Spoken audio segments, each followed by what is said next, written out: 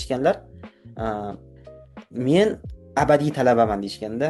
Вот keyin kalkulus boshlandi. Keyin kalkulusda o'qish boshlaganimdan keyin uni zadachalari, masalalari hayotiy tatbiqiy masalalar bo'lganligi uchun men ko'rib turib, ha, va nihoyat mazza qilib SAT matematikadan 8-9 matematikadan va nihoyat haqiqiy qurol o'rganishga o'tdik. Shunda ekzamdan bir kun oldin o'qib ishlagansiz, qolgan payt ishlamagansiz, to'g'rimi? Shunday. Deyarli dars qilinmasdan turib, o'zimda eski background bilimim bilan kalkulusdan 5 olganman. Hop, endi qancha tayyor bo'lish kerak deydigan bo'lsa, agar student, men hozir O'zbekiston SATchilar bilan ishlayman, hard working studentlar bo'ladi. O'sha hard working studentlar uchun 6 oy o'sha yetadi. Agar ikkinchi section dismiss bo'lmasa, siz yo yutqizasiz, ya'ni vaqtdan yutqizasiz yoki umuman ishlay olmaysiz. Masalan, kalkulus BC dan 5 olib boradigan bo'lsangiz, siz o'sha fanni o'qishingiz shart emas. Sizda nimangizda o'zi kredit turgan bo'ladi. Вот bu bola o'qigan shu fanni endi boshqa ish qilsangiz bo'ladi yoki даже siz ba'zi masala ishlamasangiz, chunki avval aytib o'tganimdek 70% atrofida ball olishingiz kerak. 70, ya'ni jami ballni 70% dan olishingiz kerak. Bo'ldi, siz 5 olasiz degani. Ikkala sectiondan ham 50% dan bo'ladi. Shu overall 70 bo'lsa bo'ldi. O'shaning uchun qo'rqmaslik kerak va savollari даже milliy sertifikat savollaridan ham oson. Assalomu alaykum. Novar Academy podcastiga xush kelibsiz. Bizning bugungi mehmonimiz SAT va BC kalkulus mentori Yoqubjon Isoqjonov. Assalomu alaykum. Assalomu alaykum ustoz, xush kelibsiz. Va alaykum assalom. Xushvaqt bo'linglar. Ha, Yaxshimisizlar? Sog'lig'ingiz yaxshimi? Nima gaplar? Yaxshimi? Yaxshi, rahmat ustoz. Uh, Ko'p savollar tushib keldi.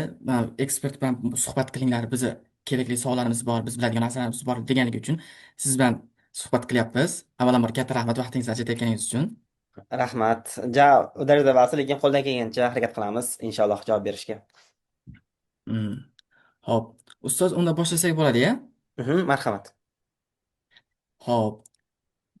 Kalkulus bilan birinchi marta tanishganingizda nimani his qilgansiz? Bu fanni yoqtirib qolganmisiz? Ha, birinchi marta kalkulusni, hop, men maktab payti boshlaganman. Maktab paytida biz 11-sinfda bitta o'rtog'imiz ellips so'ragan, tipa ellipsni areasini topish zadachasi bo'lganda masalasi. Keyin uni topmoqchi bo'lganmiz. Men u paytda kalkulusni bilmasdim. Rosa harakat qilganman. Ichkariga ellipsni ichiga nimadirlar funksiyasidan topib harakat qilganman. Hech chiqmagan. Keyin o'rtog'im kelganda formulasini aytyapti. Ellips formulasi, u payt internetdan ko'p foydalanmasdik. Ellips formulasi pi katta r kichkina r ekanda. Ikkita yarim radiuslarini ko'paytmasi. Keyin rosa harakat qilgan o'rtog'im shunaqa qilsa, "Vau, qanday ishlaydi ekan bu?" deb ko'rsam, keyin bildim, shu sekin izlanishdan keyin bu integral orqali chiqar ekan degan narsa bo'ldi birinchi marta. Keyin 11-sinfda boshladik, integrallarni ana shu yerdan muhimligini tushunib yetganman. Ya'ni ana shu yerdan boshlangan meni kalkulusga bo'lgan qiziqishim. Va o'sha kalkulusda keyin o'rganish davom etgan va juda ham hayotiy, ya'ni injenerlik masalalar uchun juda ham foydali tool ekanligini tushunib yetganman. Ana shundan qiziqish boshlangan kalkulusga. Shunda o'zingiz birinchi qiyinchilikka uchrab, fail bo'lib, keyin Hmm. o'zingiz Qarangda, masalan, birorta bir masala bo'ladi, u masalani ishlashlik uchun sizda bor bo'lgan tool deydi-yu, ya'ni qurollar yetmaydi. O'sha o'sha qurol kalkulus degan qurol bo'lgan. U ham bitta knowledge sizni как бы qurolingiz bo'lar ekanda. O'shaning uchun bitta gap bor inglizlarda. Knowledge is power deydi. Tipa ana shu kalkulus degan bitta knowledge olsa, inson ana shu masalani hal qilishi mumkin bo'lar ekan. Shunaqa. Hop, keyingi savolimiz. Milliy sertifikat o'qituvchisi sifatida va olimpiadalarda qatnashgan g'olib, qatnashuvchi sifatida siz o'zingizni haliyam talaba deb hisoblaysizmi? Ha, qarang. Men milliy sertifikat o'qituvchisi emasman, chunki milliy sertifikatdan dars bermaganman. Asosan o'zim yoshligimizda shu DTMga tayyorlanganmiz, ustozlarimiz bilan birgalikda. Ha, albatta, juda ko'plab hali bilmagan narsalarimiz bor. Masalan, matematikani ham turlari borda. Masalan, siz a, qaysidir bir joylarini bilasiz, qaysi bir joylarini bilmaysiz. Shuning uchun har doim inson shunday talaba bo'ladi baribir. O'rganishda, izlanishda davom etaveradi. Haliyam men talabaman, haliyam o'rganaman, haliyam kerak bo'lsa o'zimni o'quvchilarimdan ham o'rganaman. Shunaqa. Hayotimiz o'zi bitta aytgan ekan, bizni ustozimiz aytishganlar, men abadiy talabaman deyishganda, ya'ni shu o'qituvchi odam abadiy talaba. Agar siz o'qituvchilik tanladingizmi, siz уже abadiy talaba hisoblanasiz. Ha, o'zi ilmni qoidasi bo'yicha ham beshikdan to qabrgacha ilm izla deydi. Shunday. Ha. Epikalpus BC'ni birinchi marta ko'rganingizda bu men uchun meni fanim deb o'ylaganmisiz? Yaxshi. Hop, ozgina shu background haqida gapirsak, demak, men o'zi maktabda olimpiadist bo'lganman. O'sha matematikadan, chunki olimpiadada g'olib bo'lish degan maqsad bo'lgan. O'sha maqsad tomon intilgan bo'lganman. Viloyat olimpiadasida birinchi o'rinda olganman. Respublikaga chiqqanman, respublikada qatnashganman. Bir necha bor. Lekin respublikada yutish nasib bo'lmagan, lekin harakat qilganman respublikada ham yuqori o'rinlarga kirishlikka. Shuning uchun biz kun davomida faqat shu matematika bilan shug'ullanardik. Kitobni ochib, turli xil qiyin masalalar ishlab tayyorgarlik ko'rganmiz. Uh, va olimpiada muhitida yurdim. Keyin men o'zim uh, hozirgi kunda Moskva muhandislari ilmiy tadqiqot instituti bor Toshkentdagi. O'shanga qabul qilindim yadro fizikasi bo'yicha. Men matematikani asosan o'ylardim, bu fizikani tushunish uchun bir qurol deb hisoblaganman har doim. Chunki o'zidan o'zi nimadirlar hisoblab ketish yaxshi, lekin uni tatbiqi bo'lsa yanada yaxshiroq. Fizikani tushunishlikka, injenerlikda tushunishlikka bu matematika bizda kuchli qurolimiz hisoblanadi. Shuning uchun ana shu ni amalga oshirganmiz. Fizikani, yadro fizikasi tanlaganman. Yadro fizikasini o'rganganimdan keyin qiyin matematikalar, keyin magistraturada o'qib yurganimda qo'shimcha ishlashga to'g'ri kelgan va SATdan dars berishni boshlaganman. SATdan dars berishni boshladim. No, avval GREdan, keyin SATdan dars berishni boshladim va bilasiz, SAT matematika 8-9 matematikasi. Biz endi universitetda o'rgangan narsalarimiz, yadro fizikasini bilasizlar, juda katta nazariyalar, ya'ni katta matematikalar o'rganganmiz. Haligi matematik fizika tenglamalari, haligi differensial tenglamalar, частный производный deydi. Keyin to'satdan oson narsaga tushib qoldim.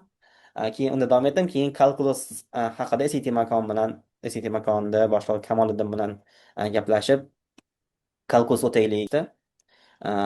Keyin kalkulusga tayyorlanishni boshladim. Ya'ni o'zi men kalkulus backgroundni maktabda yaxshi o'qiganman va universitetda ham yaxshi o'qib, universitetda ham masalan matematik analizdan 5 olganman-da. Bahoyim MIFIda 5 olish qiyin o'zi. O'sha matematik analiz deymiz biz. O'shani topshirib, inshaalloh Xudo xolis alhamdulillah 5 olganman. Keyin keyin kalkulus boshlandi. Keyin kalkulusni o'qishni boshlaganimdan keyin uni zadachalari, masalalari hayotiy tatbiqiy masalalar bo'lganligi uchun men ko'rib turib, va nihoyat mazza qilib SAT matematikani 8-9 matematikadan va nihoyat haqiqiy qurol o'rganishga o'tdik deb xursand bo'lganman. Albatta yaxshi. Inshaalloh fizika bo'lsa yanada yaxshi, yanada. Ya'ni kalkulus u ham bitta etap, lekin kalkulus ham tengsiz qurol, zo'r. Siz aytyapsizki, backgroundimni o'zi matematika, fizika bo'lgan deyapsiz va keyin SAT makon taklif bergani uchun PC kalkulus topshirganman deyapsiz. Shu paytda, shu jarayonda qancha muddat tayyorlangansiz? Chunki o'zi shuni yo'lida yurgan ekansiz. Ну, meniki qanday bo'lgan? Aprellarda, mart oxirida registratsiya qilganmiz. Keyin men u paytlar SAT matematika dars o'tardim, kechqurunlari ham deyarli, va o'zimni universitetimda fizika ishlari bilasiz, ular bilan band bo'lganman. Keyin exam где-то aprel oylarida ozgina misollar bor edi. Related ratesga oid masalalarni qanchalik ko'zim tushib qoldi, o'shani ishlashni o'rgandim. Avval ham bilardim, просто ba'zi bir masalalar ishlaganim esimda bor.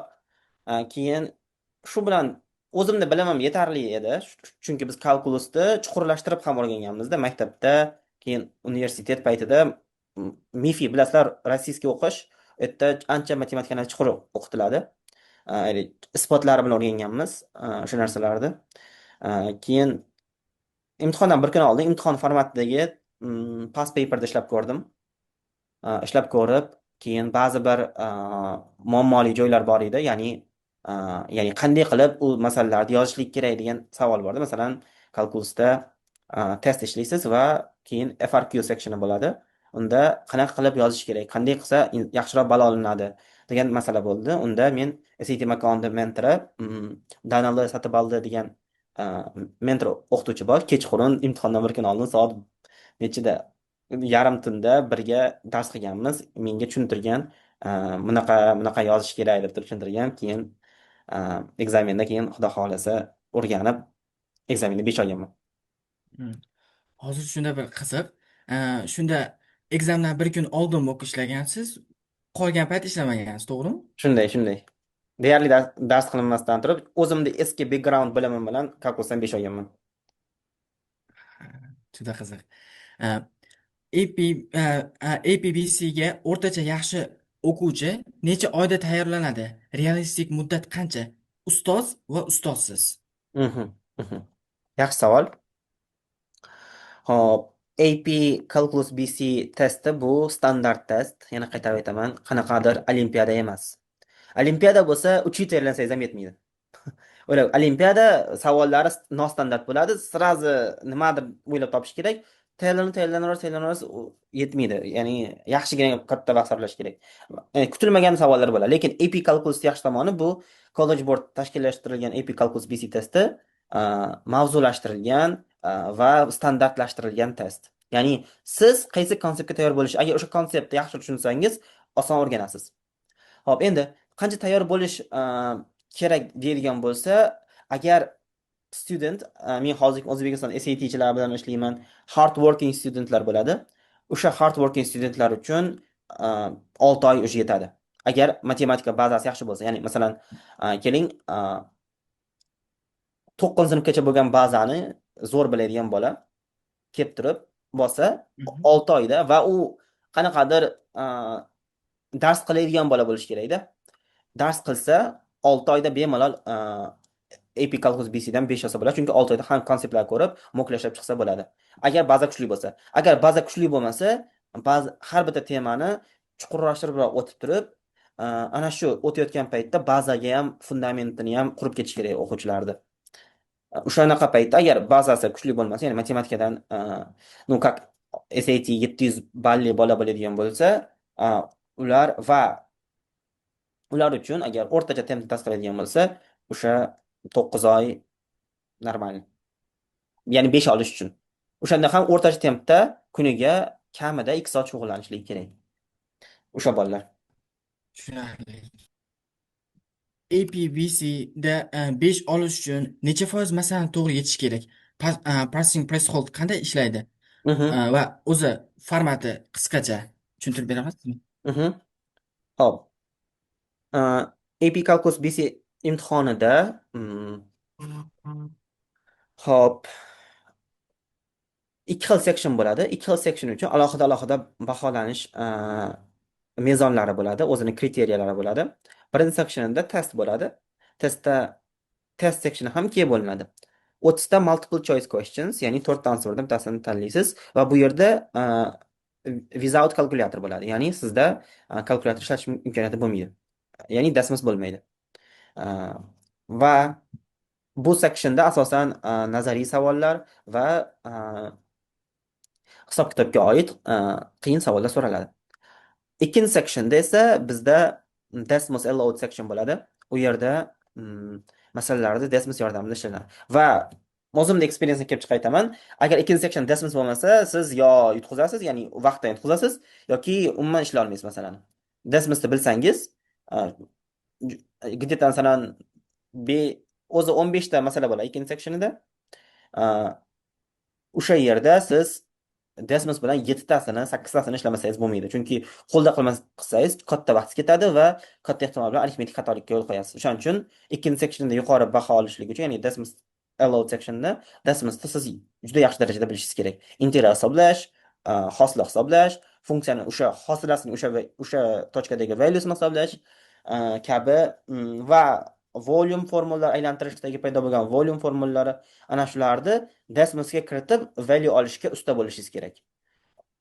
Va masalan funksiyani grafikidan qilib olishingiz kerak. O'zi AP Calculus BC funksiyani grafikini o'rganadigan narsa. Endi birinchi qismida funksiyani qanchalik behavior'ini yaxshi bilsangiz, kalkulus kalkulusni ham yaxshi bilasiz. Funksiyani tadqiq qilish o'zi bu fan. Endi Shunda gapiravering. yo'q bu Hop, endi ikkinchi sectionida bizda FRQ questions, ya'ni free response questions deyiladi. U yerda siz berilgan masalalarga har bir sectioniga answer qilishingiz kerak bo'ladi. Ya'ni ekzamen kirgan paytingizda sizda kompyuteringizda masala ko'rinib turadi, sizga alohida list beriladi. O'sha listga siz yozib chiqishingiz kerak. Masalan, har bitta masalan 4 ta section bo'ladi. Endi ba'zida 3 ta bo'ladi. No, asosan 4 ta bo'ladi. A, B va C, D. Xo'p. Va u sectionlarda siz yozib borishingiz kerak. Nima deb yozasiz? Nima so'ralgan masalada? O'sha masalaga olib boradigan to'g'ri logical konseptlarni ketma-ketlikda yozib borishingiz kerak bo'ladi. Va siz ana shu yozgan har bitta stepingiz uchun o'zini alohida balli olasiz. Masalan, birorta bir masala ishlayapsiz, u masalaga kelishdan oldin bitta valueni topishingiz kerak bo'ladi.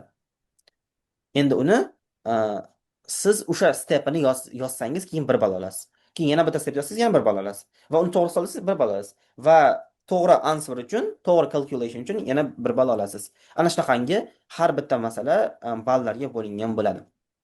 Va ikkinchi sectionda bu Desmos allowed section bo'ladi. Qayerda Desmos kerak bo'lsa, masalan, o'zi tushunib olinadi. Masalan, integral c hosilati dt deb yozsangiz, уже sizni tekshirayotgan examiner o'zi tushunadi Desmos ishlatganligingizni. Alohida yozib o'tishadi. Desmos orqali yozib o'tish shart emas. Ana shunday qilib baho olasiz. Va ana shu ikkita section bo'ladi. Har butun ball 50% birinchi multiple choice questionsdan bo'ladi va yana 50% free response, ya'ni qo'lda yoziladigan yozmishdan bo'ladi. Xo'p, 50% dan bo'ladi. Xo'p, endi oxirgi masalan oxirgi 2 yilda statistikaga qaraydigan bo'lsak, 44% va bu yil 46% adashmasam, ya'ni 2025-yil 44% o'quvchilar 5 olishdi, topshirganlarning 44%. 2026-yilda esa topshirganlarning 44% 5 baho olishibdi.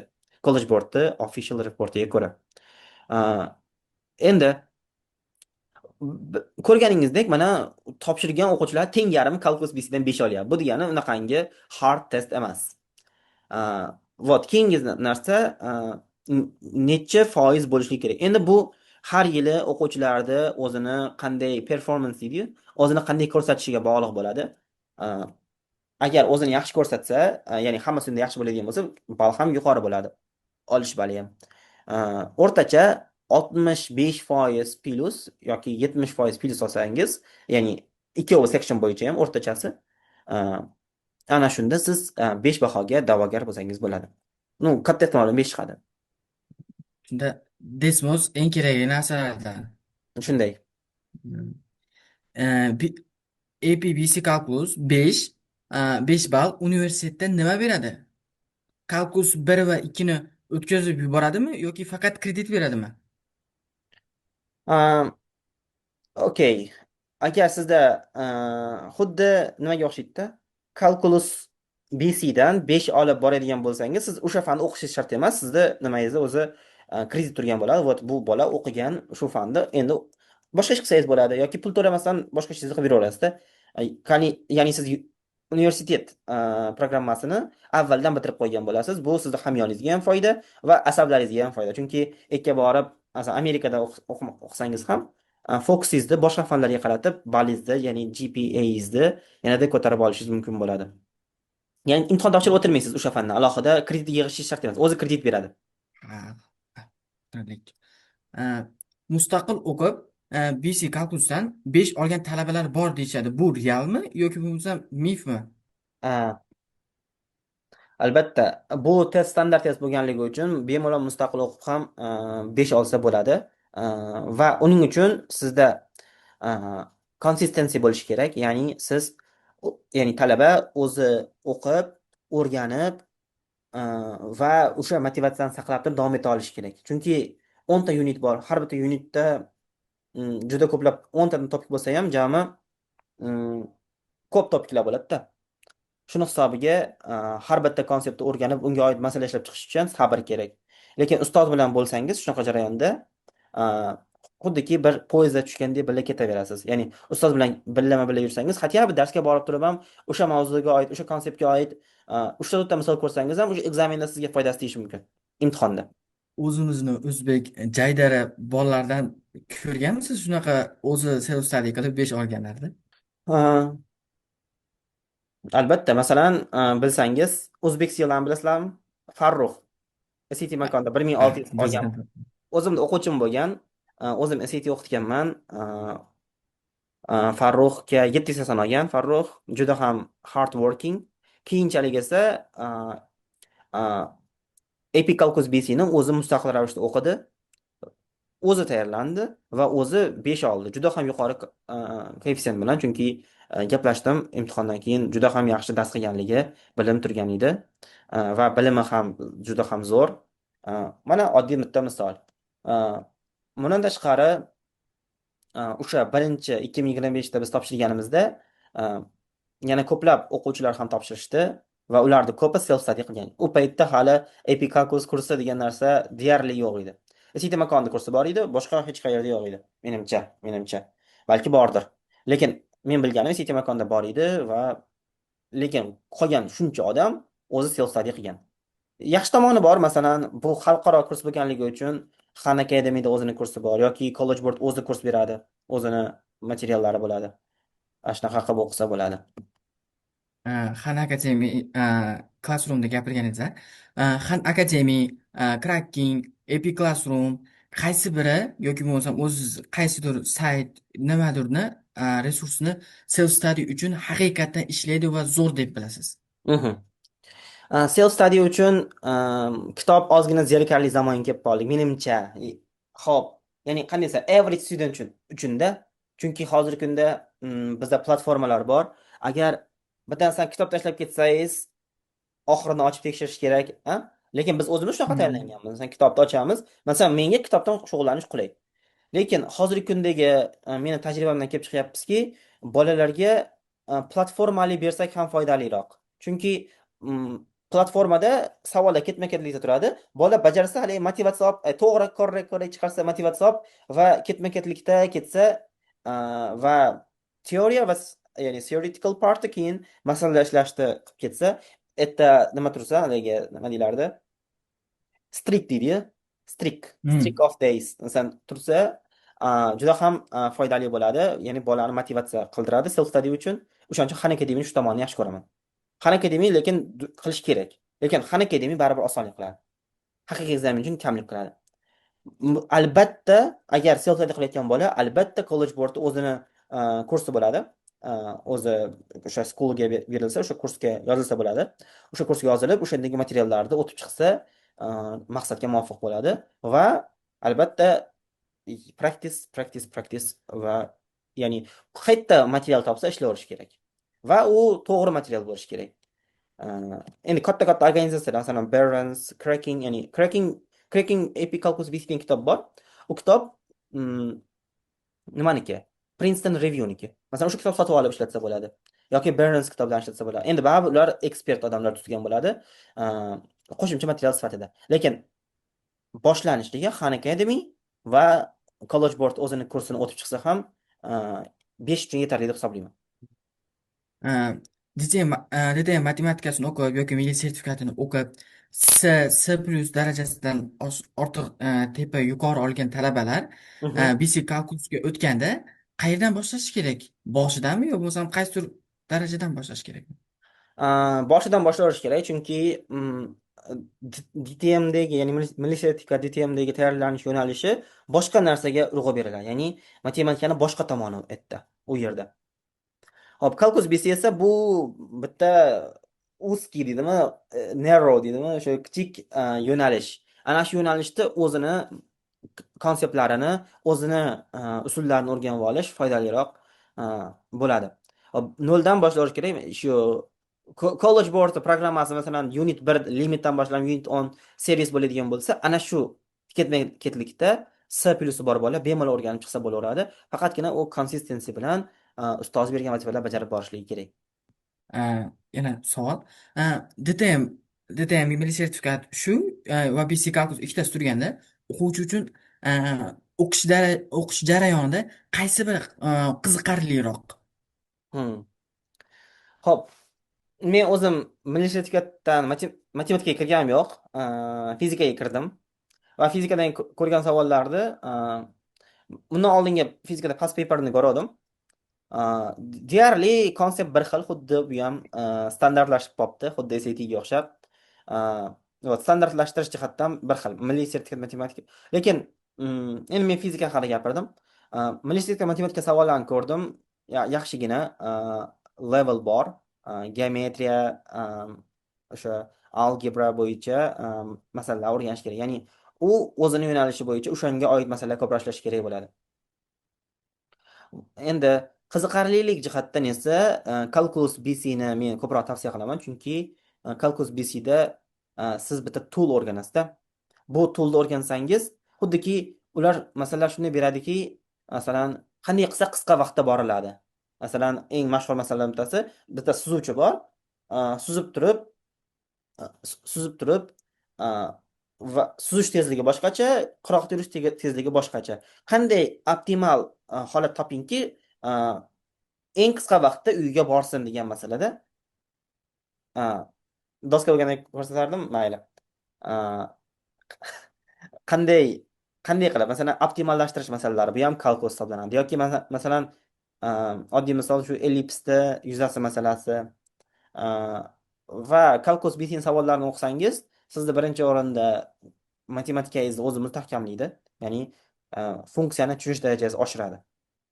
Masalan, men kalkulus BC ni teach qilishimdan oldingi holatim bilan kalkulus BC ni teach qilganimdan keyin oldingi holatda farq katta. Oldin formulani tushunib turib qilgan bo'lsam, hozir уже ma'nosini yanada yaxshiroq tushunyapman. Oddiy o'zimda holatimni aytib beryapman sizlarga. Shuning uchun foydali masalalari qiziq, hayotiy masalalar beriladi. Calculus BC ni masalalarini qiziq deb hisoblayman.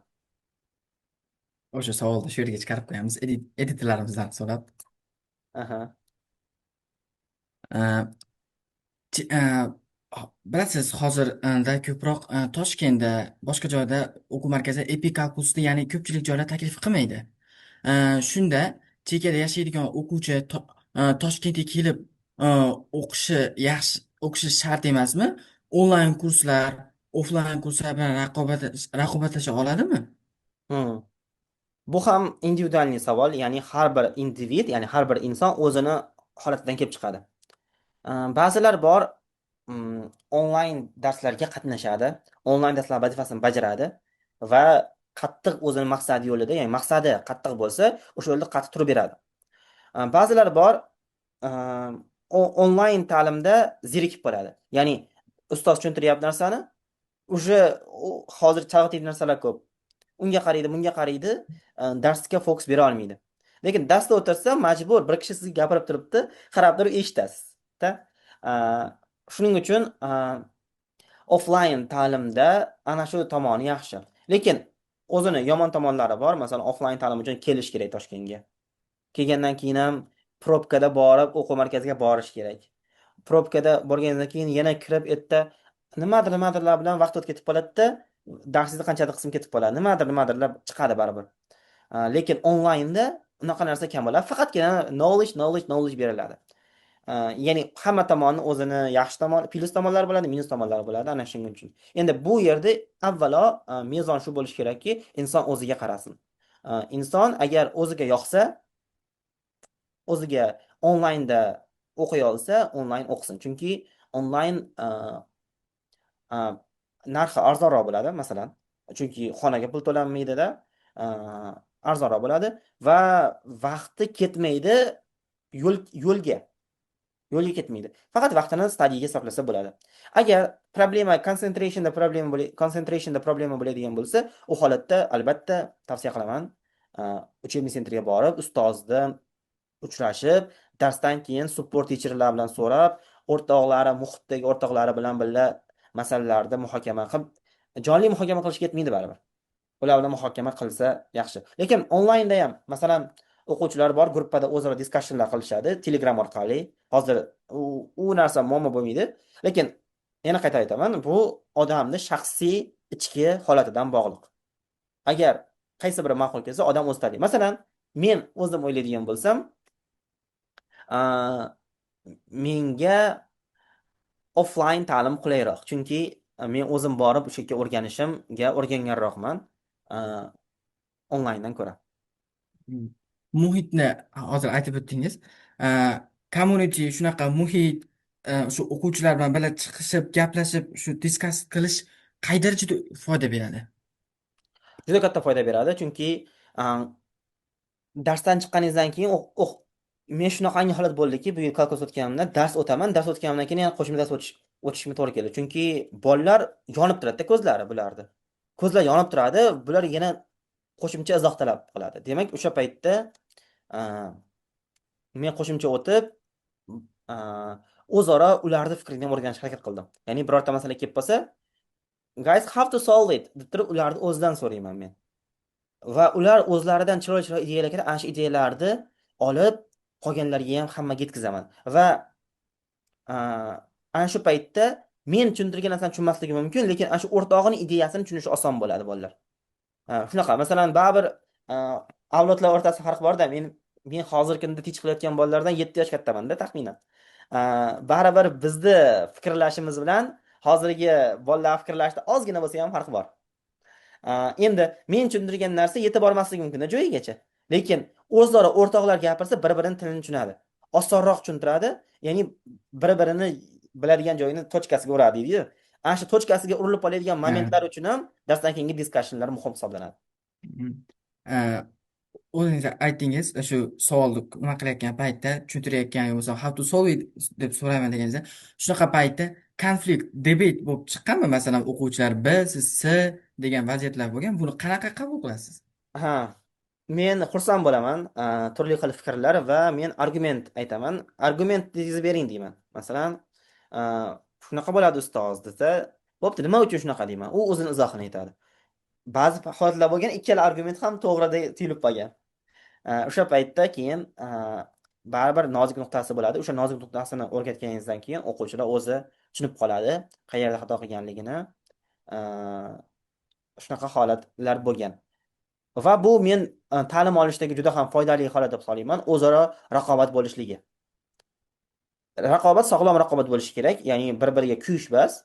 Ana shu ikkita o'quvchimi bir-biridan o'taman, bir-biridan ko'proq dars qilaman degan mindsetda bo'lsa, ana shu gruppa butunlay o'z gruppa tortiladi tepaga. Agar hamma o'qisa o'qursa men maza qilib yuribman deb haligi raqobat bo'lmasa gruppada, u gruppa kuchli gruppa hisoblanmaydi. Masalan, bitta narsa ma'lumki, masalan, kolxoz BClar nimaga olinyapti? Shu o'zini akademik tomondan kuchli tarafini ko'rsatishlik uchun, ya'ni universitetga topshirayotgan paytda. Eng muhim narsa, universitetdagi eng muhim narsa nima? Odam aytadi knowledge deydi, lekin knowledge'da hozirgi kunda AI chiqdi va open source'lar bor. Masalan, MIT o'zini video darslarni qo'yib qo'ygan, YouTube'ga Stanford qo'yib qo'ygan. Katta zo'r o'sha yerda o'tirgan teacherlar zo'r kачество qilib YouTube'ga qo'yib qo'ygan yoki Courseraga qo'yib qo'ygan yoki qanaqadir platformalarga qo'yib qo'ygan. O'zini open education'ga qo'yib qo'ygan.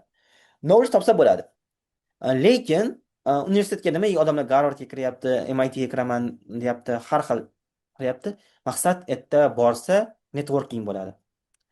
O'sha yerdagi o'zi yoshidagi, o'zida qangi ambitsiyaga ega bo'lgan kuchli bolalar bilan birga networking qilsangiz, ularga qarab turib siz ham o'sasiz.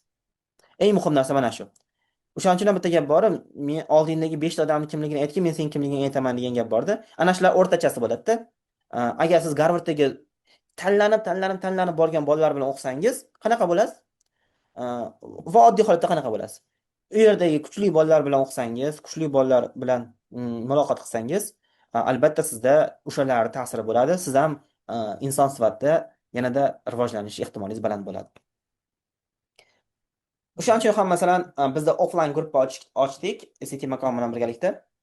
SCT makonda ochgan paytimizda mm, gruppa zo'r yig'ildi va gruppa bir-biriga yordam beradigan gruppa bo'ldi. Bir-biriga hamma yordam beryapti va o'sha gruppa kuchli gruppa hisoblandi. Va men bundan juda ham xursand bo'ldim va men bolalarni o'zi undab turdim. Hey, sen bunga qara, sen bunga qarash deb turib, bolalar bir-biriga assign qilib qo'ydim. Bular o'zaro bir-biriga tushuntirish orqali yaxshi o'rganishligi uchun. Mu- a, Kuzatuvchilarga murojaat qilaman. Guys, ko'ryapsizlarmi? Bu meni gapim emas. Bu ekspert gapi. Introvertman, anaqaman deb o'zinglardan bahona qilmanglar. Discussion qilinglar. Aytyapti, qaysidir joyi ushalib qoladi va o'sha joy sizlarga kerak bo'ladi. Shu narsani biz emas, katta ekspert aytyapti va bu amalda har doim ishlab kelgan va bundan keyin ham ishlab keladi albatta. Shuni unutmanglar. Talabalaringiz eng ko'p adashgan teorem yoki mavzu qaysi va nima uchun? Hmm. Yaxshi savol. Okey, o'ylab ko'rishim kerak. Endi hamma talabalar har xil joyda adashadi, lekin eng qiyin bo'lgani talabalarga oxiridagi mavzular bo'lgan. Masalan, hop, Lagrange error bound degan mavzu bor. Ya'ni uni yaxshi tushunishlik uchun bola inequality'lar bilan ishlashni yaxshi bilish kerak. Olimpiada matematikasida masalan inequality bilan ishlash yaxshi o'rgatiladi, lekin bizda oddiy detail matematikada oddiy inequality'ni ishlash ketilaveradi. Uni ma'nosini qiziq bo'lgan, nima uchun, ya'ni ikkita polinomialni bir-biriga qanchalik yaqinligida u o'shandagi errori qanchalik ekanligi. Endi uni shu Lagrange error bound bilan o'sha Taylor qatoriga olgandagi error bound kelib chiqqan. Ana shuni bolalarga tushuntirib olish qiyin bo'lgan va ko'pchilik bolalar o'shanda qiynalishgan. Ya'ni kitob o'qiyapti, kitobni tushunishmagan. Men kitobni o'qinglar, darsda tushuntirdim. Kitobni o'qinglar, lekin baribir o'quvchilarimizda muammolari bo'lgan. Endi keyingi problematik topik bizda bo'lgan polar curves mavzusi, ya'ni polar curve, ya'ni biz SATda va даже milliy sertifikat masalalarida ham kamdan kam holda foydalanamiz, chunki unaqa mavzu yo'q, yangi mavzu. Ya'ni chuqur o'tilmaydi-da. Lekin AP Calculus bizda o'shani chuqur bilish kerak, Muhammad Rizo. O'shani chuqur bilishlik kerak, o'shani FRQda yaxshigina savol tushadi doim. Ну, katta ehtimol bilan. Uni yaxshi teoriyasini bilib tushunish kerak. Lekin uni anglab olishlik uchun biz oddiy x, y deb tochkani belgilagan bo'lsak, endi radius bilan angle bilan boshlashimiz kerak. Ya'ni siz trigonometriyangizni yaxshi bo'lish kerak, tasavvuringiz yaxshi bo'lish kerak. Masalan, chizish ham bitta qiyinda. Masalan, ana shuni grafikini chizish ham masalan radius barobar a ko'paygan sinus omega. Bola boshida qabul qilishi qiynaladi, chunki miyamiz oddiy narsaga, masalan, oddiy x, y deb ketadi, funksiyani ketaveradi. Unda qanaqadir aylanib ketadi, angle-ga o'zgarib aylanib ketgan hisobiga qanaqadir bolalar qiynalgan. Uni grafikini chizib olishga, tasavvur qilib olishga qiyinchilik bo'lgan. Chunki Desmos's section tushib qoladigan bo'lsa, uni grafikini chizish muammoda o'zi. Ana shu paytda o'quvchilarim ko'plab qiyinchiliklarga duch kelishdi. Masalan, 2025-yilda ham polar curve savoli bo'lgan, rostdan-kamiga qiyin savol bo'lgan. O'quvchilar ishlagani baribir qiynalgan shu savolda. Shunday qiyin nimalarga yechim qilib biror Telegram kanalingiz yo qayerdadir o'zingiz ulashasizmi? Ha, men Bormi kanalingiz? shunday, o'zimda kanalim bor. U yerda SATchalik katta kontent chiqarganim yo'q, chunki baribir SAT qilishga kattaroq effort ketgan. Ayniqsa, AP Calculus men uchun aktual bo'ladi, asosan fevral oyidan may oyigacha-da. O'sha paytda yaxshi kontentlar chiqarganman va ba'zi bir masalalarni olganman videolarini. Ana shu yerda даже Desmos ishlatish, realda tushgan savollarni analizlari bor. Inshaalloh endi AP Calculusga bo'lgan o'quvchilarni istagi ham ko'payyapti. Shuning hisobiga inshaalloh yana yangi kontentlar qilishni rejalashtirganman. Hozir ham kirsa bo'ladi. O'zimda Telegram kanalim bor, o'sha AP Calculus BC bo'yicha. Ana shu kanalga kirib e, savollarni o'rganishsa bo'ladi. Yaxshigina videolar joylangan. Albatta bu yerga linkini yozib qo'yamiz. Bemalol kelib ko'rishingiz mumkin. Odamlar og'zida, xalq nimasida, shu kalkulusda o'qiydigan nimalarda series mavzulari BC'ning eng qiyin qismi hisoblanadi. Bu rostmi? Serious mavzulari. Serious ham masalan mavzu 10 ta mavzu bo'lsa, 10 tani ham osonlari bor, qiyinlari bor. A, Ba'zi boshi masalan arifmetik progressiya, geometrik progressiya bo'lganligi uchun u maktabda yaxshi o'rganilgan. 9 sinfda o'rganishgan o'quvchilar, ular yaxshi tushunishadi. Keyin ana shulardan turib, a, power seriesga o'tib olishda, ya'ni funksiyaga o'tib olish bo'ladi. Ya'ni a, oddiy numerical seriesdan power seriesga, ya'ni funksiyali seriesga o'tib olish bo'ladi. Endi o'sha x ga qarab turib, function, a, o'sha rus tilida aytamiz sходится yoki yaqinlashish, ingliz tilida a, a, conj- ingliz tilida okay, how was it? Esimdan chiqib qoldi. Conjugate, wait. O'sha kurs darsga o'tmaganiga qancha bo'ldi? Nechadir oy bo'ldi. Короче, 2 oy bo'lyapti salkam. sorry, converges, diverges, yes. Function converge qilishligi, Ha, yes. просто conjugate degan so'z esimga kelib qoldi qanaqadir. Converges bo'lishligi, ya'ni bitta qator birorta bir valuega converge bo'ladi. Ana shu holatda converge degani yaqinlashishligi, intilishligi haqidagi mulohazalar bo'ldi. Ularda ozgina o'quvchilar rostdan ham qiynaladi.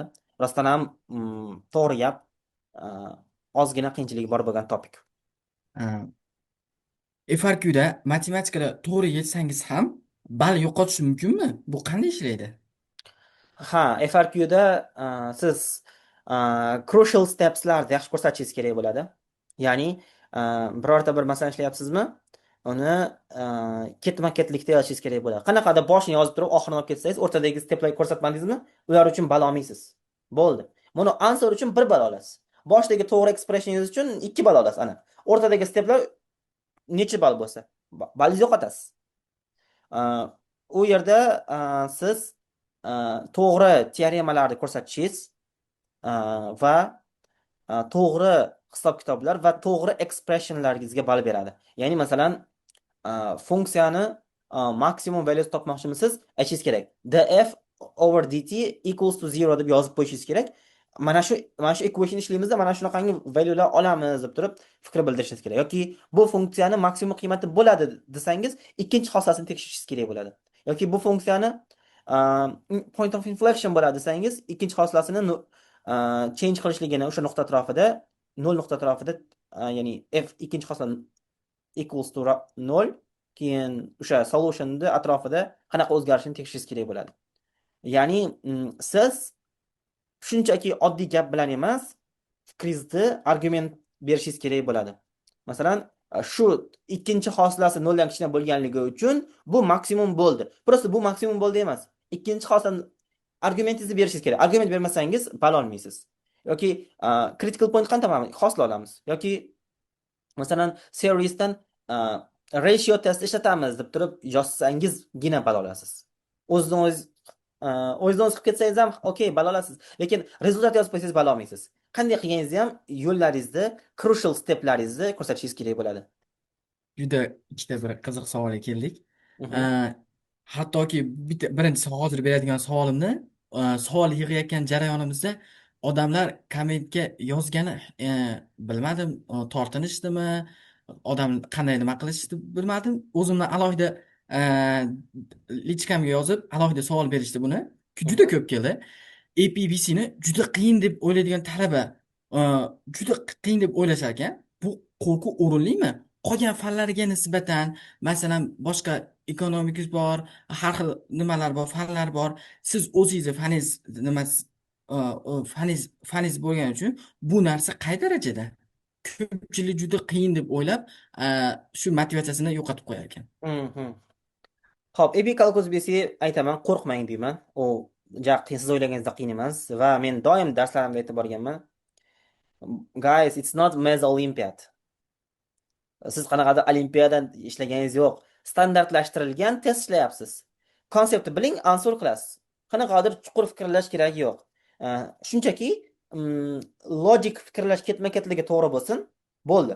Uh, Ya'ni teoremani bilishingiz kerak, teoremani qo'llashni bilishingiz kerak, unga oid masala ishlagan bo'lishingiz kerak. Keyin realda qanaqa tushgan, shuni savol ko'rishga bo'ldi. Mana shu steplarni bajarsangiz, siz osongina ishlaysiz. Va overall, masalan, 10 ta unit yaxshi o'rgansangiz, dahshat. Bemalol 5 olsangiz bo'ladi. Даже Даже siz ba'zi masala ishlamasangiz ham, chunki avval aytib o'tganimdek 70% atrofida ball olishingiz kerak. 70, ya'ni jami ballni 70% dan olishingiz kerak. Bo'ldi, siz 5 olasiz degani. Ikkala sectiondan ham 50% dan bo'ladi. Shu overall 70 bo'lsa bo'ldi. Yes guys.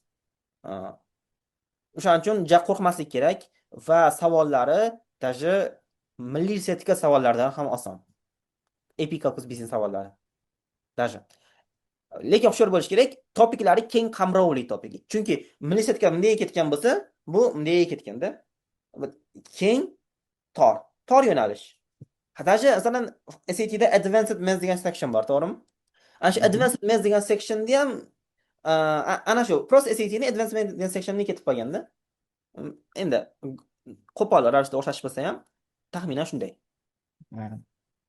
Guys, qo'rqmaymiz. Tayyorlanamiz Yes, 2027ga yes. ko'pchilik. Indeed, umuman qo'rqmaslik kerak, chunki qanday qilib haligi Bruce Lining gapi bor-ku, sen kimdan qo'rqasan desa, men urushni bilmaydigan odamdan qo'rqaman deydi-da. Lekin chunki u tavakkaliga tepadi-da, bilmaysiz qayerga tepishini-da. Lekin karate bilan shug'ullangan bola bo'lsa, karate qoidasini bilasiz. O'shaning uchun xuddi epical biznes ham shunaqa, karate. Uni qayerga hujum qilishini bilasizda siz. O'shanga tayyorlansangiz bo'ldi, qo'rqmasangiz bo'ladi. Endi olimpiada bu boshqa narsa. Ya'ni qayerga tepishini bilmaysiz. Mana guys, qo'rqmaymiz. Hozirgi zamonda rosa bir ommaga chiqqan savollardan biri deyarli har bir mavzuga oid bo'lsa kerak. ChatGPT yoki AI bilan AP Calculus o'rganish samarali usulmi yoki vaqt yo'qotishmi? Meni shaxsiy fikrim, birorta birorta katta ishonchli organizatsiyalar yozgan kitobdan foydalanish unumliroq AI dan ko'ra. Men shaxsiy fikrim, chunki baribir AI hali meni fikrimcha u darajaga yetgan yo sizga sistematik bilim bergani. Baribir, chunki AI masalan real questionlarga dost access bermaydi sizga yaxshijon. AIda real questionlar bo'lmaydi, chunki u taqiqlanganda, допустим. Endi kitoblarda esa teacherlar yozgan bo'ladi. Teacherlar esa realdan baribir olib turib o'rganib turib shuni qo'ygan bo'ladi. Shuning uchun ham ikkita point, sizga sistematik ta'lim berishlik uchun men PDF ni yaxshi deb bilaman va baribir o'sha hozirgi kun bo'yicha men haqiqiy teacherda experience baribir katta bo'ladi, chem AI dan ko'ra. Chunki haqiqiy teacher kecha tushgan ekzamenda realda tushgan savollarni biladi. Qanaqa savol tushgan, o'shani qanaqa qilishni o'rgatadi. Lekin AI u real questionlarga access bo'lmaydi. Va ba'zida AIlar ham shu misol tashlaganimizda xato qiladimi? O'zingiz ko'rganmisiz? Ha, ko'p bo'ldi bu holat. Ko'p bo'ldi bu holat. Endi AI'ingizni kuchiga ham bog'liqda. Agar pul to'lab yaxshisini olsangiz, menimcha ishlayversa kerak. Pul bilan hal bo'ladigan narsa. Lekin odatdagi studentlar tashlaydi. ChatGPT yoki boshqalari qiyinroq yo'lda, uzunroq yo'lda tushuntiradi. Tushunishlik uchun esa sizga kattaroq vaqt sarflaysiz. Lekin ustoz yoki o'zingizni o'rtog'ingiz bitta sizga kerak joyini biladi-da, o'sha joyini tushuntirsa, siz o'sha joyini osonroq tushunasiz. Esa barcha teoriyasini tushuntirib, uzoq tushuntirib, ozgina cho'zib yuboradi, vaqt yo'qotishga olib keladi. Lekin AI dan ham to'g'ri foydalanish kerak. Masalan, AI sizni yoningizdagi do'stingiz bo'lishi kerak-da. Sizga yordam beradi. Lekin butunlay unga ishonib qolish bo'lmaydi. Shunaqa paytda o'sha networkingimizga ham qarashimiz kerak. Ustozga, o'zingizning o'rtoqlaringizga, ular bilan discuss qilish real muloqot bo'ladi. Ham sizni emotional tomondan yaxshi holatga keltiradi, chunki do'stlaringiz bilan gaplashsangiz baribir inson taftini oladi deydi-yu. Ana shu yerdan olgan. Albatta. Э, tayyorlanayotganda practice questionlarda, asha practice mock examlarda qachondan boshlash kerak? Imtihondan qancha qolganda? Ha, ho'p. Practice questionlarni o'zi boshidayoq bitta ko'rib qo'yish kerak bola. Birinchi kun keladi-yu darsga. Hmm. No, masalan, gruppa yig'ildi, 20 ta bola yig'ilgan bo'lsa, birinchi kundanoq bitta press berib, qanaqa yo ikkinchi darsdami. Bolalar qayoqqa ketayotganligini bilish kerak-da. Boshida ishlab ko'radi. O'shanda ancha narsani уже tushunib qoladi, qayerga nimaga ketayotganligini. Chunki manzilingizni aniq bilsangiz, oson ketadi. Masalan, ilgari e, dengizchilar ham quyosh yulduzga qarab ketavergani, agar shu yulduz bo'lmaganda ular qayerga ketardi? Hech yerga ketolmasdi. O'shaning uchun boshida bitta testlar, savollarni ko'rib, nimaga ketgan bilish kerak. Birinchi praktis bo'ladi. Keyingi praktis esa, masalan, o'sha haqiqiy o'zini bilimini sinamoqchi bo'lsa, o'z aslida 10 ta unit tugatgandan keyin bilish kerak, o'shanda haqiqiy bo'ladi. Lekin ungacha ham masalan 5 ta unit tugatsa, 5 ta unit bo'yicha aralashtirilgan savollar ishlashi foydali hisoblanadi. Ya'ni Albatta, siz darajangiz. Calculus AB'ni misollarini ishlasa bo'ladi. Masalan, ma'lum bir darajaga borgandan keyin. Calculus AB'ning ham real savollari bor-ku, masalan, to'g'rimi? Mhm. Albatta, siz darajangizdaqa bo'lmasa, imtihondan birga ol. Bitta ishlab qo'yib yetadi. Ha, Yeah. Kalkus AB'ni eslaganimizda, AB va BC kalkusda farqi nimada? Ko'pchilik odam adashtirib oladi. xo'p, bitta qiziq fakt aytaman. Ну, точно statistikani hozir esimda yo'q. Taxminan bilaman. Odamlar o'zimning narsa. Calculus BC'da ikkita katta unit qo'shilib qolgan. Calculus AB'ning hamma mavzulari bor va unga qo'shimcha topiklar qo'shib qo'yilgan. Va mana bu yerda ham kichik kichik subtopiklar qo'shib qo'yilgan. Ana shu farqi va hardroq bo'lgan topik qo'shilgan. Qaysi mavzular ular? O'sha polar kurvlar bilan ishlash, vector functions, 10-topik keyin series mavzulari ketgan.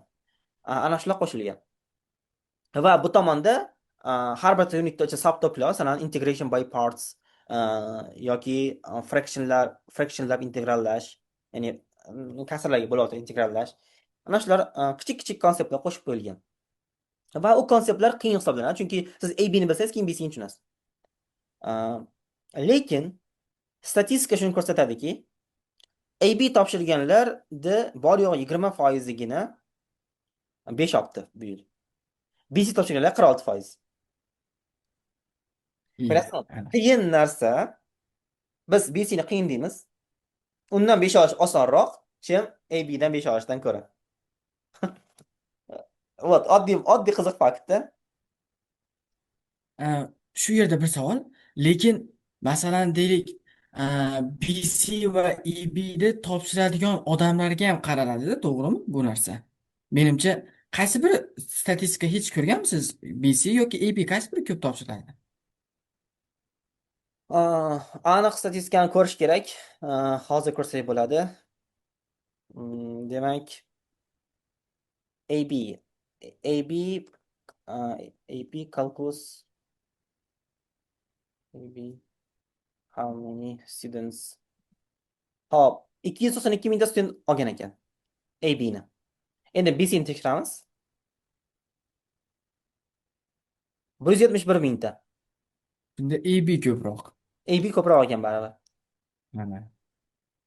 Shunda Menimcha, siz aytgandek, oson narsani juda kamchilik besh olgan.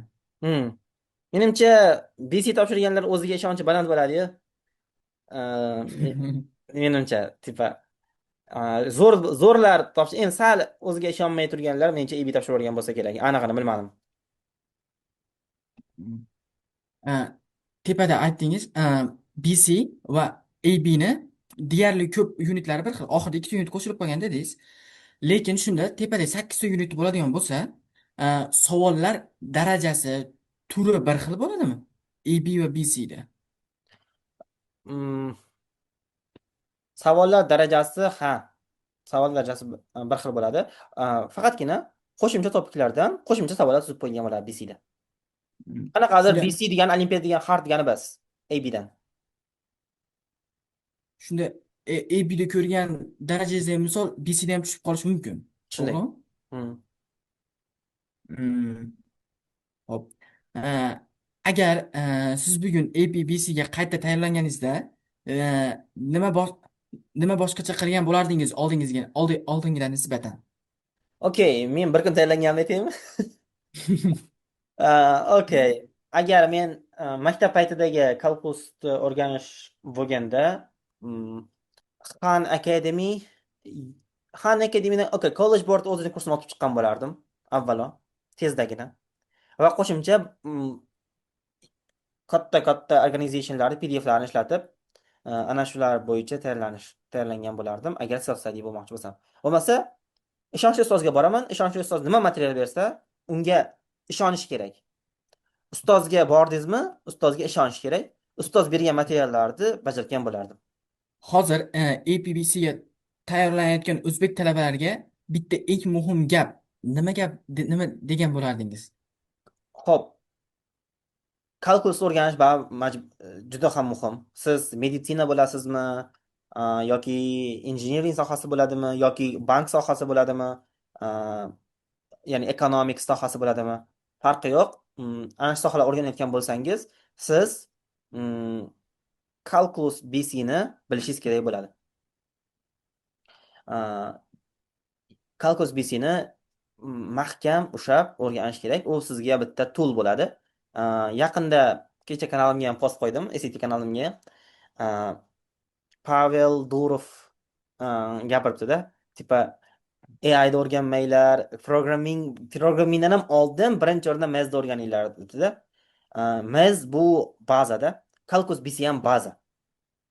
Ana shu bazani bilishingiz kerak. Ana shu toolni o'rganib olsangiz, ertadan keyin funksiyalar ishlatishni bilib olasiz. Funksiya yaxshi ishlatishni bilsangiz, siz datalarni analiz qila olasizda.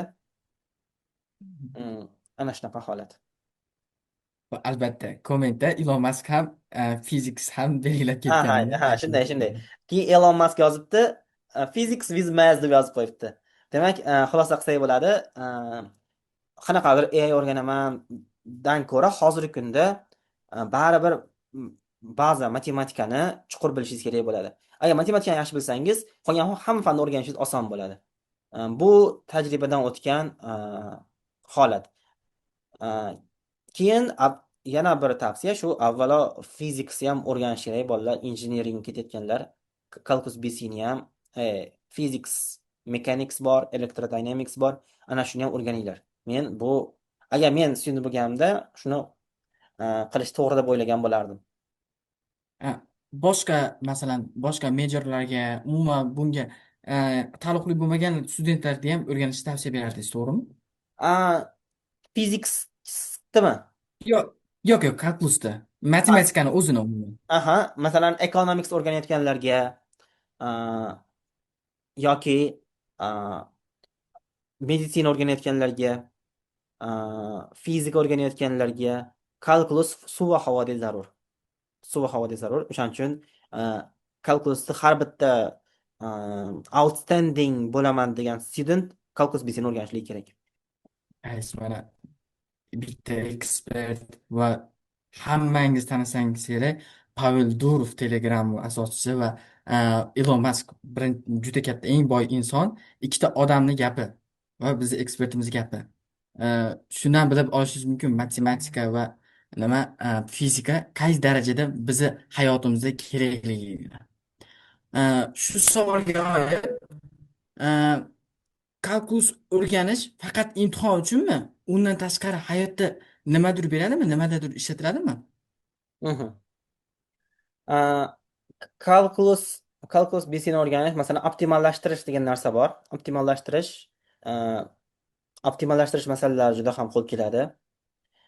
Ya'ni biror narsani kamroq kamroq narsa sarflab, ko'p kamroq vaqt sarflab, kamroq resurs sarflab o'sha narsaga erishish. Masalan, bitta narsaga bormoqchisiz, siz unga kamroq vaqt kamroq vaqt sarflamoqchisiz. Mana shu yerda optimallashtirish degan masalalar bo'ladi. Ana shularni o'rgansa bo'ladi. Va Butun boshli hozirgi kunda AI bo'lyapti. AI ham mana shu Calcus BCni tamoyillariga qurilgan hisoblanadi. Masalan, oddiy misol, birorta bir calculation bo'lyaptimi? U narsa, masalan, ildiz chiqaryaptimi? Ildiz chiqarish ham Calcus BC. Masalan, oddiy misol, ildiz ostida, допустим, masalan, 43 hisoblamoqchisiz, to'g'rimi? Uni hisoblash qanday bo'ladi deyilsa, kalkulyator qanaqa hisoblaydi? Kalkulyator Calcus BCni formulalari orqali qurilganda, Calcus BCni formulalari orqali kalkulyator hisoblaydi. Xo'p, endi kalkulyator bu ana shu AIda u dadasi, otasida birinchi kalkulyator chiqdi. Sekin-sekin o'zi kompyuter bo'ldi, dasturlashtirilari zo'r rivojlanib, oxiri AI bo'lib qoldi, to'g'rimi? Kalkulyator ana shu oddiy shundan boshlangan. Va bularni hammasini asosida ana shu Taylor qatori turadi. Qanaqa calculationlarda asosida. Yoki kosmosga uchirish masalalarida, masalan, raketa uchirish masalalarida Calcus BC turadi. Funksiyani yaxshi o'rganish turadi. Funksiyani maksimum qanaqa bo'lishligi turadi. Birorta bir oddiy revenuedan profit maksimum qilmoqchisiz. Qanaqangi nisbatda bo'lishi kerak? SATda ham masalan shunaqa masala bor. Xullas kalom, Calcus BC bu qurolda. U qurolni siz istagancha ishlataverasiz. Masalan, oddiy aytadigan bo'lsak, oddiy ketmon bo'lsa, ketmonda ko'p vazifasi bor, to'g'rimi? Bu ham bitta ketmonda. Ya, albatta. Siz o'quvchilaringiz qaysi savolni eshitganingizda this is good idea, bu savol juda aqlli deb o'ylagansiz. Bo'lganmi bunday holatlar? Avval O, esingizda bo'lsa agar. eslash kerak. Demak, savol shuki, o'quvchilar tomonidan so'ralgan kuchli savol, to'g'rimi? Calcus Hmm. BCga oid, Hmm. to'g'ri? Albatta. Albatta, Calcus BCga oid savollar bizda ko'p formullar bo'lgan. Masalan, bu formullar isboti so'ralgan-da. Formula isboti so'ralgan. Va o'quvchilarim masalan, bir o'quvchim bor, u so'ragan, nimaga sferani volyumi 4/3 per kub? Nima uchun? Degan savol so'ragan. Yoki nima sababdan konni volyumi shunaqa? Ya'ni o'sha savolga ular kelib qolgan, nima degan savol bilan kelib qolgan va biz kalkulus orqali answer qilganman. Yaqinda SATdagi studentim ham shuni so'radi. Kalkulus orqali topildi. Demak, xulosa, aqlli degan savollar juda ko'p bo'lgan va hozir точно eslay olmadim. Ulardan biri sifatida aytishim mumkin. Nima sababdan sferani volyumi 4/3 per kub? Chunki siz har qanday harakat qiling, uni oddiy yo'lda chiqara olmaysiz. Yo fizika, mexanika ishlatishingiz kerak bo'ladi, yoki richaklar qoidasidan kelib chiqadi bitta isboti, u Arximedlar topgan isboti, yoki zamonaviy tool, ketmon, kalkulus BCni ishlatsangiz bo'ladi. Endi yana nima savol? Masalan, yoki точно eslolmadim. Hozircha mana shu desak bo'ladi. Hozirda masalan biz O'zbekistonda juda ham ko'p o'quvchilar o'zi oddiy universitetlar emas, dunyo top universitetlari abroadga chiqib o'qishga harakat qilishyapti. O'zingiz bilganingizdek. Shunda ko'pchilik aytadi, EP menga nimaga kerak? IELTS bilan SAT'm boru deyishadi. Shuni nimaga kerakligini, nima jihatdan farq qilishini EP topshirgan odam yo o'qigan odamni aytib bera olasizmi? Ha, endi bu ko'proq admission savoli. Aytib qo'yay, men admission bo'yicha mutaxassis emasman. Uni mutaxassislari yaxshiroq javob beradi deb o'ylayman. Lekin men bilganim, o'zim ozgina search qilib tushunganim shu bo'ldiki, chet elga topshirayotgan o'quvchilar, ularda kuchli AP baza bo'lgan. Ya'ni hozirgi kunda SAT AP 1500 plus ballar juda ko'pda, raqobat qattiq. IELTS 8 plus, 8,5 plus ballar juda ham ko'p va siz bular SAT o'zi nima? SAT bu sizda kallangiz ishlaydimi yo'qmi shuni tekshirib beradi-da. Tipa critical thinking qanaqa holatdaligini tekshirib beradigan narsa. Ya'ni bor dandadan foydalanib qanaqadir critical thinking qilib topa oladimi degan narsani tekshiradi. Yaxshi. Endi advanced placement test bu college level prep, ya'ni advanced prep o'zi kollejda o'rgatiladigan, ya'ni universitetda o'rgatiladigan narsani tushuna olish qobiliyati. Ya'ni siz universitetda tushuna olyapsizmi, demak sizni ha universitetga o'qib keta olasiz degan narsaga ularga sign bo'ladi. O'sha komissarlar o'qib tekshiradi. A, va agar sizda API'laringiz yaxshi bo'ladigan bo'lsa, ular xulosa qiladiki, ha, demak bu bola ertadan keyin bundan ham qiyin test beradigan bo'lsak, akademik test beradigan bo'lsak, uni uddalay oladi deb turib xulosa qiladi. Ya'ni sizni qolgan o'quvchilardan, qolgan topshiruvchi abituriyentlardan akademik tomondan outstanding, ya'ni kuchliroq ekanligingizda ularga nisbatan preferensiz bo'ladi. Va sizga hozir AP menimcha Amerika o'qishlari uchun must shart, ya'ni must step bo'ladi. Chunki APs bo'lsa sizni o'zingizni kuchliligingizni ko'rsata olasiz va bu muhim faktorlardan biri hisoblanadi akademik tomondan. Ha, qo'shimcha sifatida guys, dunyoning eng kuchli universiteti National University of Singapore va Nanyang Technology Universitylar, shunaqa joylar ko'p ko'p biz 11 yillik nimamiz emas, 12 yillik o'qish ta'limini yo bo'lmasa foundation so'raydi. O'sha yerda o'zini requirementiga ko'ra 3 ta AP at least va plus SAT so'raladi. Shu Hmm, narsa AP katta rol o'ynaydi. mhm. Uh,